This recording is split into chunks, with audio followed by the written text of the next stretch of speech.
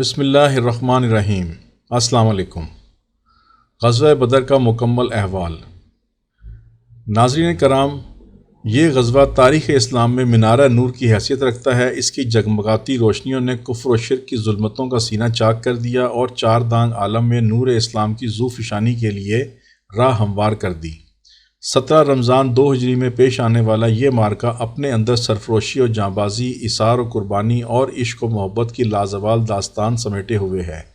افسوس کہ اردو زبان کے بیشتر سیرت نگاروں نے اس غزوے کے حالات بیان کرتے وقت نہایت اختصار سے کام لیا اور بہت سے ایمان افروز اور ولولہ انگیز واقعات کو ترک کر دیا۔ علامہ شبلی، اللہ تعالیٰ ان کو جزائے خیر دے، جس موضوع پر قلم اٹھاتے ہیں اس کا حق ادا کرتے ہیں، مگر غزوہ بدر کے واقعات بیان کرنے میں انہوں نے بھی اختصار ہی ملحوظ خاطر رکھا اور زیادہ زور اس بات پر صرف کر دیا کہ یہ جنگ دفاعی تھی اور رسول اللہ صلی اللہ علیہ وسلم کسی قافلے پر حملہ کرنے کے لیے نہیں بلکہ مشرکین کے حملے کا دفاع کرنے مدینہ منورہ سے باہر نکلے تھے۔ بہرحال انہوں نے جس بات کو حق سمجھا پوری دیانتداری اور خلوص کے ساتھ پیش کر دیا۔ ہمارے نزدیک صحیح صورتحال وہی ہے جو تمام مفسرین اور محدثین اور سیرت نگاروں کے ہاں مسلم رہی ہے۔ صحیح صورتحال پہلے ذکر کیا جا چکا ہے کہ مشرکین مکہ کی خرمستیوں کا اصل سبب ان کی معاشی خوشحالی تھی جو تجارت شام کی وجہ سے ان کو حاصل تھی۔ چنانچہ سرکار دو عالم صلی اللہ علیہ وسلم نے اس تجارت کا راستہ روکنے کے لیے تجارتی کاروانوں پر حملوں کی منصوبہ بندی فرمائی اور اس مقصد کے لیے متعدد مہمیں روانہ فرمائیں۔ بعض مہمات میں آپ بنفس نفیس بھی شامل ہوئے جن کی تفصیل پچھلی ویڈیو میں گزر چکی ہے اور اس کا لنک ڈسکرپشن میں موجود ہے۔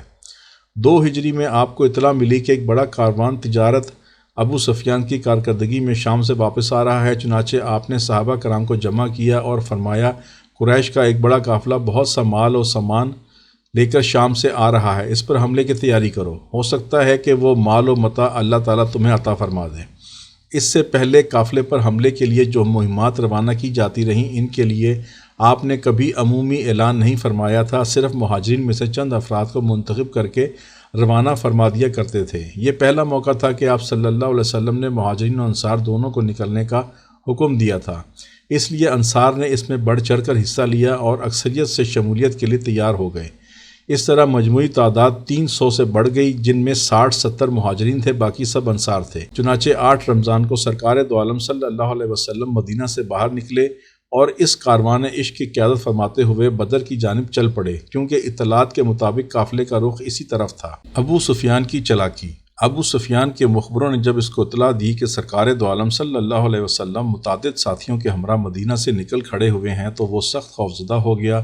اسی وقت ایک تیز رفتار قاصد زمزم غفاری کو تیار کیا اور اسے ہدایت کی کہ جتنی جلدی ہو سکے مکہ پہنچے اور اہل مکہ سے کہو اگر اپنے مال و اسباب کو محمد اور اس کے ساتھیوں کے ہاتھ لگنے سے بچانا چاہتے ہو تو فوراً پہنچو۔ زمزم منزلوں پر منزلیں مارتا ہوا بہت جلد مکہ پہنچ گیا۔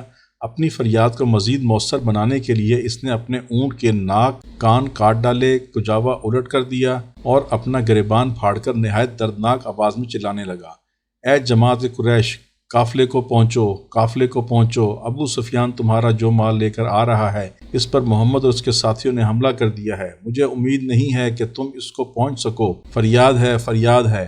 زمزم کا واویلا سن کر بہت سے لوگ جمع ہو گئے اور کہنے لگے محمد اور اس کے ساتھیوں نے اس قافلے کو بھی عمر ابن حضرمی کے قافلے کی طرح ترنوالا سمجھا ہوگا، مگر اس دفعہ انہیں پتہ چل جائے گا کہ معاملہ دگرگوں ہے۔ اس طرح بظاہر تو انہوں نے شجاعت و حمیت کا مظاہرہ کر دیا، مگر اندر سے سب کے دل لرز رہے تھے، کیونکہ 3 دن پہلے سرکار دو عالم صلی اللہ علیہ وسلم کی پھوپھی عاتکہ نے ایک دہشت ناک خواب دیکھا تھا۔ اگرچہ اس کی دہشت کم کرنے کے لیے ابو جہل نے استہزاء اور تمسخر شروع کر دیا تھا، مگر پھر بھی سب کے دلوں میں ایک خوف بیٹھا ہوا تھا۔ عاتکہ کا خواب۔ عاتکہ نے دیکھا کہ ایک شتر سوار مکہ سے باہر کھڑا ہے اور بآواز بلند کہتا جا رہا ہے کہ اے دھوکے بازو، 3 دن کے بعد اس طرف روانہ ہو جاؤ جہاں تم نے قتل ہو کر گرنا ہے۔ اس کی آواز سن کر مجمع لگ گیا اور مجمع اس کے پیچھے پیچھے چلنے لگا۔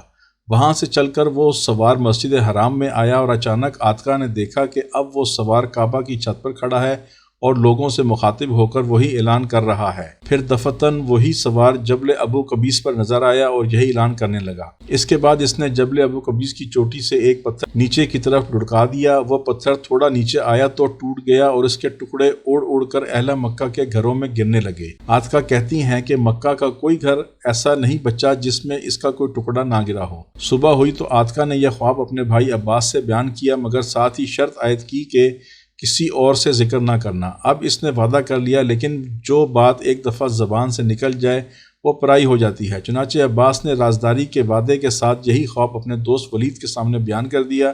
ولید نے اپنے باپ کو بتایا اور پھر پھیلتے پھیلتے اس خواب کا سارے مکے میں چرچا ہو گیا۔ ابو جہل نے یہ صورتحال دیکھی تو سخت سیخ پا ہوا کہ ابھی تک تو نبوت کا ایک ہی دعوے دار تھا، اب اس کی پھوپھی نے بھی خواب کی شکل میں پیشگوئیاں شروع کر دی ہیں۔ چنانچہ دوسرے دن جب عباس طواف کرنے گئے تو دیکھا ابو جہل کچھ لوگوں میں میر محفل بنا بیٹھا ہے اور اسی موضوع پر گفتگو کر رہا ہے۔ اب اس کو طواف کے لیے جاتا دیکھ کر کہنے لگا، ابو الفضل عباس کی کنیت، طواف سے فارغ ہو کر ذرا ادھر آنا، تم سے کچھ بات کرنی ہے۔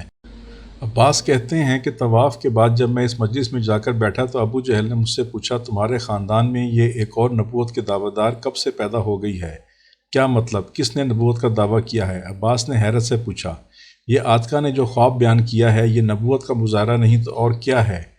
اے عبد المطلب کے گھر والوں، تمہارے خاندان کے ایک فرد نے نبوت کا دعویٰ کر رکھا ہے، اس سے تمہاری تسکین نہیں ہوئی کہ اب تمہاری عورتوں نے بھی نبی بننا شروع کر دیا ہے۔ عاتکہ کے بیان کے مطابق کسی سوار نے اہل مکہ سے کہا ہے کہ 3 دن کے بعد اس طرف روانہ ہو جاؤ جہاں تم نے قتل ہو کر گرنا ہے۔ اب ہم 3 دن تک انتظار کریں گے، اگر 3 دنوں تک کچھ نہ ہوا تو ہم سب متفقہ طور پر تم لوگوں کے بارے میں لکھ دیں گے کہ تمہارا گھرانہ عرب کا سب سے جھوٹا گھرانہ ہے۔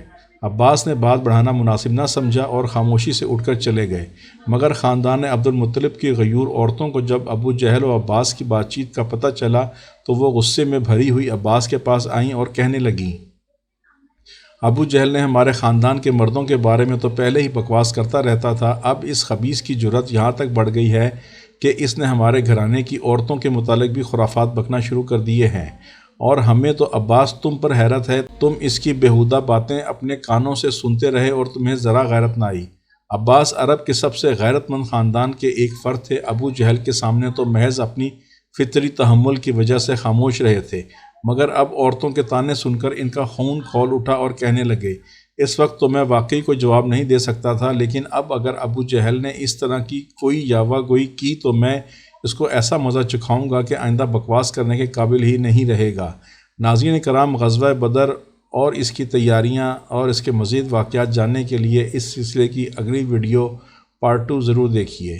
صلی اللہ علیہ وآلہ وسلم۔ ناظرین کرام، اگر ویڈیو پسند آئی ہو تو لائک کریں، سبسکرائب کریں، بیل آئیکن پر کلک کریں تاکہ ہم سب سرکار دو عالم صلی اللہ علیہ وسلم کی ذات اقدس کے بارے میں زیادہ سے زیادہ جان سکیں اور نئی آنے والی ویڈیو کے بارے میں آپ کو مطلع کر سکیں۔